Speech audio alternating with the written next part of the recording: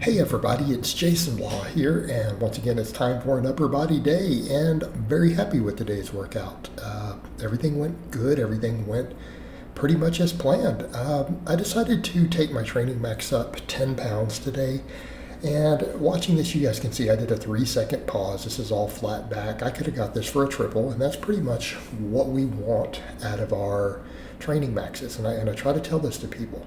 A training max, you should be able to get easily 2 reps, okay? Maybe 3. If you can't, it's too heavy to be a training max.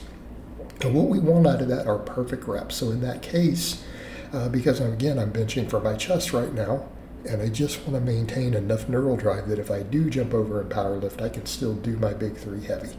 But again, notice it was flat back, flat heeled, really wide grip, no wrist wraps, 3-second pause, okay? We're not trying to leverage every advantage we can get on these, right? We're trying to get good ranges of motion. And again, it's almost a warm-up for my hypertrophy work because everything else is 8+ reps. And really the only stuff that was 8 is going to be my chins. So here's what we decided to do. All right, I had to make an executive decision here. We know that my arms need tons of work. Look at my back. Realistically, my back is not going to get smaller. It is probably going to keep growing no matter what I do. So I'm like, all right, let's double down on biceps. I've already done it on rows. Let's do it with the pull-ups. As much as I love wide grip pull-ups and think they're phenomenal for the back, my back will grow off of any of these if I train hard at this point. And even if my back doesn't grow, it doesn't matter. I already have pretty much the top tier back. My biceps need the work. Biceps and triceps are pretty high priority for me. Okay, now the triceps get their own work. I understand benching still hits triceps and everything. I'm doing really wide grip trying to grow the chest. So we hammer the triceps really hard at the end after all the pressing. But here's my thought. I need everything to be a bicep exercise, so I did chins.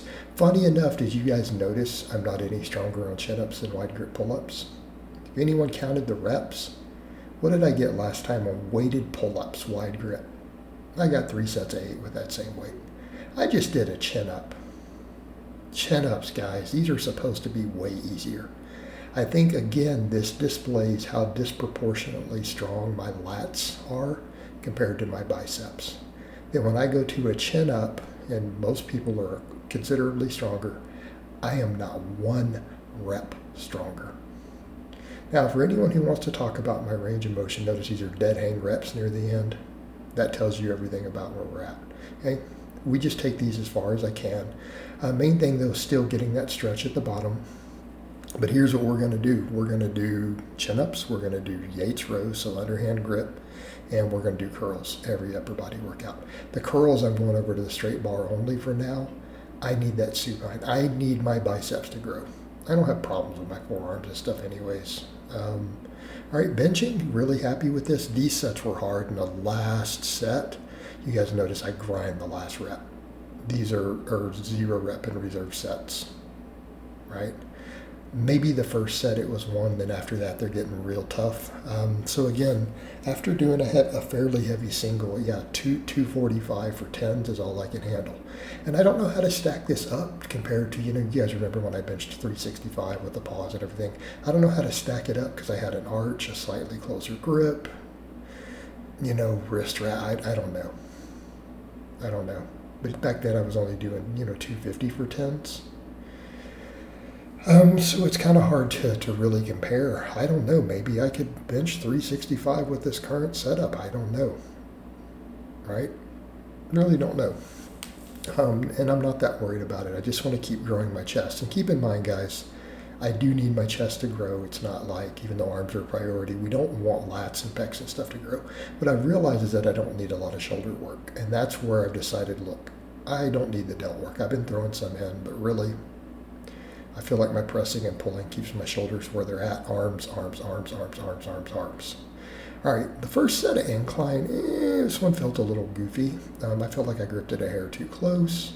I didn't control it as much as the other 2 sets. It's still on camera, this looks really good. Like this looks like a really controlled set, full range of motion. It didn't feel perfect, The next two sets felt a lot better. I went ahead and gripped it a little wider. That's like pinkies on the rings there. I'm like, I need to grip it wider and focus on trying to touch the upper chest, even though it puts a crazy deep stretch. All right, I went back to this bar, all right, and I was able to get 10 on the first set. And here's the thing. I also realized when I set this down, my lats and my biceps are really tired from the chins. If I did this fresh, it would be different. And I know people say, well, is your grip? My grip is giving a little bit, but I'm still getting a crazy pump in my lats and biceps. So I'm not worried about it. And you know, that's the thing. I think that's an exercise where strapping up is where bicep tears are going to occur. Okay? Your grip will limit the ability to tear a bicep on that exercise. And again, I dislike, and people always try to say that, oh, straps will help you build a big back. Look at my back. I don't pull with straps. Does anyone really think my grip is limited in my back? No, I built my grip. And I will say, out of all the non-axle bar lifts, that is the hardest grip exercise I've ever done for my back, is that underhand grip standing row, because we don't get to reset on the floor every rep. That underhand grip is harder to grip, so it's legit grip training. So I mean, people would say, why don't you strap? Well, number one, I think it's risky. Number two, the grip training is phenomenal. This will keep my deadlift grip up. Like, I feel chins are harder than pull-ups on grip for me personally.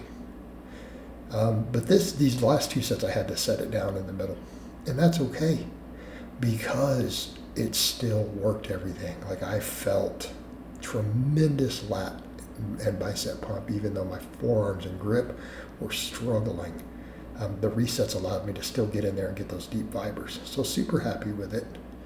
But then again, the next couple incline sets, these felt much better. Just gripping it a little wider, trying to control, you know, making sure I get that touch, touching that upper chest. Someone had asked me, where are you touching? I'm touching just a hair below the collarbone. So, I mean, I'm touching my clavicle, right? So it's way above the chest. So it's pretty high up there. It's almost to the collarbone. And again, I'm trying to build that upper chest, front delt area. This carries over to my bench. Plus, again, if we want a certain look, as I get leaner, obviously arms are the biggest priority. Arms, body fat tightening up the waistline. Okay? We know this. Getting the loose skin and the fat tighter around the waist. But man, the incline work, I feel like if for people chasing aesthetics, that's probably really where you need to focus. You know what, I had people mention this stuff with the shoulders. They're like, well, really no, because delts will make you look wider. Do you really think you're going to add enough delt size with small exercises to really look wider? I'm not talking about pinning a bunch. I mean, realistically, how much meat do you guys think you'll add to your delts with delt training over your pushing and pulling on the width? It's very little, a half inch, maybe over years and years. You know what makes you look wider is your back. Because in person, people are like, dude, you're wide as fuck, right? It's my back. It's my lats. Granted, my bone structure too. No, guys, your back work is what makes you look wide. And I don't know why people don't understand that's how you get the look of wide shoulders. When your back is so big that you cannot put your arms down because you look like you're doing an inflated lat syndrome, when you're at that point to where you physically cannot put them down, you are going to look wide, right? Your lats. So outside of that, what would you really need for aesthetics? Would be that whole upper chest area, you know, that upper chest, front delt. You know, that's what you need. Do all that and then get your waist small, get leaner. And that's the waist smaller is just body fat. Right? You can't really make the waistline itself smaller outside of just getting leaner. But again, the lats will make you look wider. It'll give you that V-taper. After that, I just did arm work. I went up a little bit on the curls, so I only got squeezed like 12s on these. Trying to keep these super strict, but I went up 10 pounds. The extensions are super hard. I'm taking these, all the way behind the head with these laying extensions, and these are pretty heavy. I think in one of the sets I only got like 10 or 11 reps. So I got something like 10 to 13, 11 to 13. I lost count. My triceps were throbbing. They were lit. Like, I got crazy good tricep pump from this. So I was really happy with the tricep work today, really happy with the biceps. And I can say, having started with chins, forcing my biceps to get even more fatigued, I really, really felt the other rows and the curls a lot. You know, that's a topic that came up. Someone had said, well, doesn't it make sense? Wouldn't you want a separate arm day? Because if your biceps are fatigued from chins and other stuff,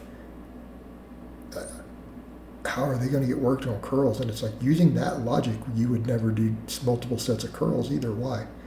Because your biceps are really fatigued from those early sets of curls.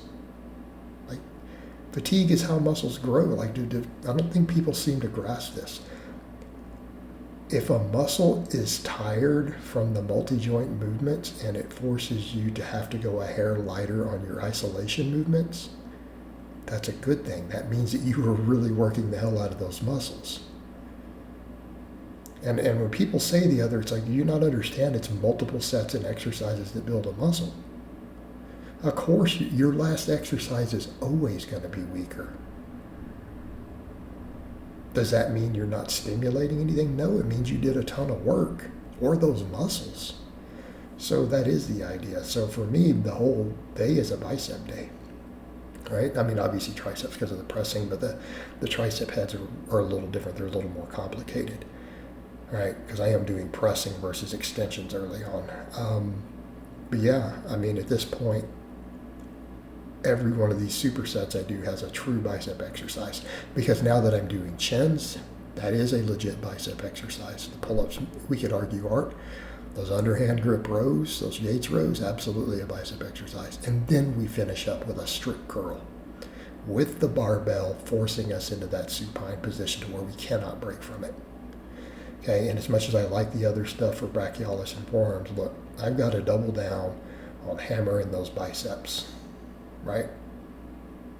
And I had someone ask too, why do you bring your shoulders forward? That's one of the functions of the bicep. That is basic bicep anatomy, guys. Just an FYI. That first 30 degrees is one of the functions of the long head. So I'm trying to fully work the entire bicep. All right, guys, but that's really all I have to say on that today. I hope it's been informative, and I'll talk to you guys next time.